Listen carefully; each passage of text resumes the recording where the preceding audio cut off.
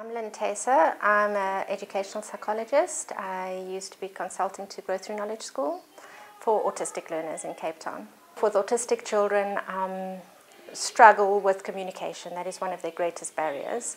They are also very strong visual learners. Really, really difficult, to engage them in anything, and because they like things to be structured and routined and to be the same all the time. And the other thing is that when you try and teach them anything to do with reading or literacy that has a phonics component to it, they just completely shut off because it makes no sense to them. So when I was first told about THRASS by one of the teachers from the other schools that I work with, I realized that it was a visually based learning system, and therefore I thought, well, if it was visually based, then it must be able to perhaps be helpful to our children with autism.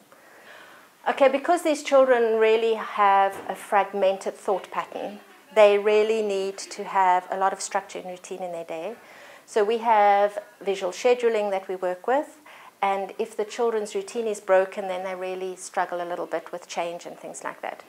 So THRASS, we decided to bring in every day just after morning ring, so they know that that's when it's going to happen.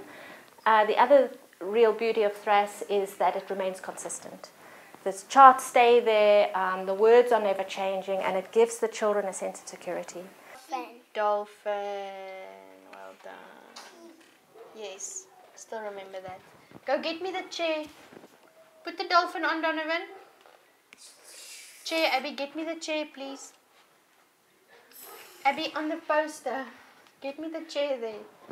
Get me the key. Thank you. Get me, Abby. Thank you. Get nose. Thank you. That one, Donovan. There's Donovan. Abby, it's not for you. Get nose. Abby, get dolphin. Thank you. Donovan. Donovan. Bell. Boat. Abby. Boat. Boat. Donovan. Cheese. Abby. Moor. Cheese. Moor. Moor, Abby. Look here. Moor.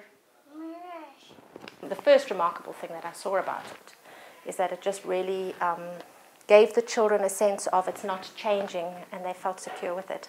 The other thing that we started to notice, because obviously they're visual learners, they were able to match this very quickly.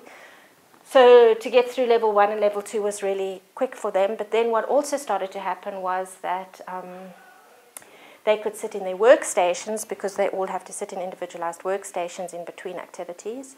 And we could give them the cards and the charts, and they could start to match that, because it was something that they were secure with. And because of that, they started to engage with their cognition. And because of that, other things started opening up and awakening. So that for me was a big thing. A lot of these children didn't have speech, and THRASS was also a trigger for that. Because it is consistent, they knew that they could repeat, and they just would sort of start to say words. Whether these words had meaning or not was still something that we needed to explore, but at least they were realizing that there was a word had some kind of meaning, and it stayed consistent. Because really, my vision is to be able to take this into the communities, because it is not enough for us to just develop it here. We need to be able to impart that, but we need to do lots of repetition. It's a much slower pace.